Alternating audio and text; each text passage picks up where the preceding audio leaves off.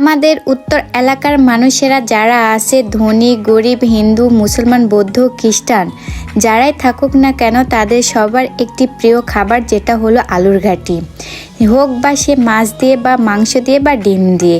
এই ঘাটিটা কিন্তু সবার অনেক প্রিয়। কেউ খায় সাদা ভাত দিয়ে কেউ আবার খায় রুটি দিয়ে। তো আজকে আপনাদের কাছে নিয়ে আসলাম আমি আলুর ঘাটির রেসিপি যেটা হলো ডিম দিয়ে। আশা করি সবাই ফুল ভিডিওটা পাশে থেকে দেখবেন। তো আসসালামু আলাইকুম, সবাই কেমন আছেন? আশা করি সবাই ভালো আছেন। তো চলেন রেসিপিটা স্টার্ট করা যাক।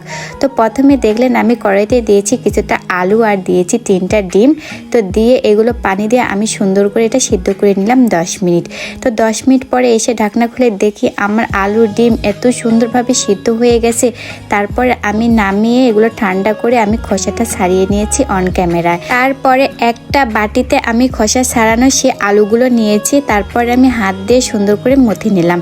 এখানে চাইলে আপনারা গ্লাস দিয়েও মথে নিতে পারেন। তো আমার কাছে মনে হয় যে হাত দিয়ে মথলে এটা ভালো হয়। তো এটা বেশি একদম পাতলাও না, বেশি একদম যেন গোটা গোটা না থাকে, একদম মিডিয়াম সাইজ করে এটা সুন্দর করে কিন্তু মথে নিতে হবে। তো তারপরে আমি পানি দিয়ে সুন্দর করে একদম এক সাইডে রেখে দিলাম। তো তারপর আবার আমি নিয়েছি কড়াইতে দিয়েছি একদম খাঁটি ফ্রেশ সরিষার তেল, বাড়িতে ভাঙানো সরিষার তেল। আর আলুর ঘাটি আপনারা সরিষার তেল দিয়ে রান্না করলে বেশি মজা হয়। তো তারপরে তেলটা দিলাম, তেলে দিয়েছি একটু পরিমাণের হলুদের গুঁড়ো দিয়ে একটু যখন হালকা গরম হয়ে আসলো তারপরে আমি যে 3টা ডিম খোসা ছাড়িয়ে রাখছিলাম সেই 3টা ডিম আমি দিয়ে সুন্দর করে একদম লাল লাল করে ভেজে নিলাম। তো ভেজে নেওয়ার পরে বাকি যে তেল ছিল সেই তেলে আমি দিয়েছি এখানে পেঁয়াজ কুচি আর দিয়েছি আমি কয়েক টুকরো এলাচ আর কয়েক টুকরো হলো দারুচিনি। তো দিয়ে এগুলো সুন্দর করে একদম আমি লাল লাল করে ভেজে নেব। তো তারপরে আমি 4টে দিয়েছি কাঁচা মরিচ আর দিয়েছি আদা রসুন বাটা একসাথে বেটে নেওয়া ছিল প্রায় 1.5 চামচের মতন এখানে দিলাম।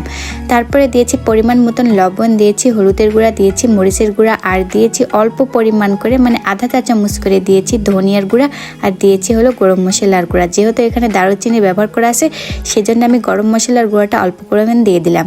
তো দিয়ে পানি দিয়ে মশলাটা একদম সুন্দর করে আমি কষিয়ে নিলাম। আর মশলাটা যত সুন্দর করে কষাবেন আলুর ঘাটিটা তত খেতে বেশি মজা হবে। তো তারপরে মশলা যখন কষানো হয়ে গেল তারপরে যে আলুটা আমি পানি দিয়ে রাখছিলাম সেটা আমি দিয়ে দিলাম। তো এই পর্যায়ে কিন্তু আলুর ঘাটির মেন স্বাদ যদি এটা আপনারা ঠিক মতন করতে পারেন, কারণ ধীরে সাজতে একদম 5 থেকে 6 মিনিট ধরে আলুটা কষিয়ে নিতে হবে। আলুটা যদি আপনারা পারফেক্টভাবে না কষান তাহলে কিন্তু আলুর ঘাটি থেকে একটা বাজে স্মেল আসবে, সেটা কিন্তু খেতে একদম ভালো লাগবে না।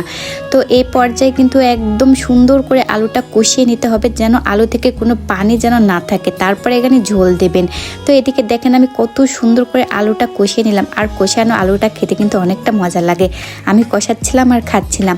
তো তারপরে পরিমাণ মতো ঝোল দিয়ে আমি ঢাকনা দিয়ে ঢেকে দিলাম। তো ঢাকনা দিয়ে ঢেকে কিছুক্ষণ জাল করার পরে যে ডিমটা আমি ভেজে রাখছিলাম সেই ডিমটা দিয়ে দিলাম, তার সাথে আমি ধনিয়া পাতাও দিয়ে দিলাম। দিয়ে আবার ঢাকনা দিয়ে ঢেকে কিছুক্ষণ জাল করার পরে দেখেন আমার আলুর ঘাটিটা একদম পারফেক্টভাবে হয়ে গেছে। তো সব শেষে আমি এখানে অ্যাড করে দিয়েছি ভাজা জিরার গুঁড়া। ভাজা জিরার গুঁড়া দিলে এটা বেশি টেস্ট হয় খেতে। তো দেখেন ফাইনালি আমার আলুর ঘাটিটা হয়ে গেছে। গরম ভাত আর কিংবা রুটির সাথে খেতে একদম মজা লাগবে, সেই স্বাদ।